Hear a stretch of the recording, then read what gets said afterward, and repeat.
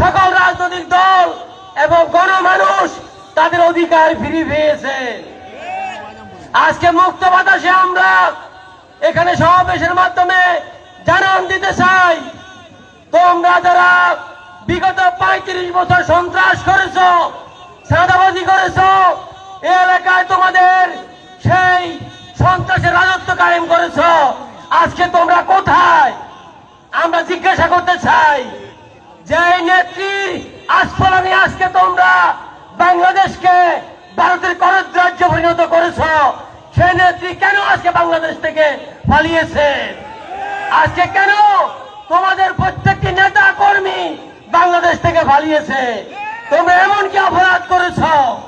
আশ্চর্য, তারা তাদের নেত্রী শুধু পালায়নি, তাদের কারণে বাধ্যতামূলক কারণে ক্ষতি পর্যন্ত পালাইতে বাধ্য হয়েছে। তারা রাষ্ট্রকে কোথায় নিয়েছে? একজন কওমি আলেম বলেছে, আমার খুব পছন্দ হয়েছে, আমাদের জননী পালিয়ে গেছে, আমরা এখন এতিম হয়ে গিয়েছি। কওমি ভাইরা বলছে তাদের জননী পালিয়ে গেছে, তারা এতিম হয়ে গিয়েছে। আমি বলতে চাই, সন্ত্রাসীদের গডফাদার পালিয়েছে, সন্ত্রাসীরা এতিম হয়ে গিয়েছে।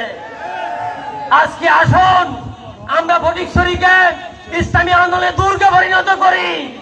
দলমত নির্বিশেষে অধ্যক্ষ নুরুল আমিনকে আগামী সংসদে নির্বাচিত করার জন্য ঐক্যবদ্ধ হই, দুর্বার আন্দোলন গড়ে তুলি। প্রত্যেকটি ঘরে ঘরে জামাত ইসলামী দাওয়াতকে আমরা পৌঁছিয়ে দিই।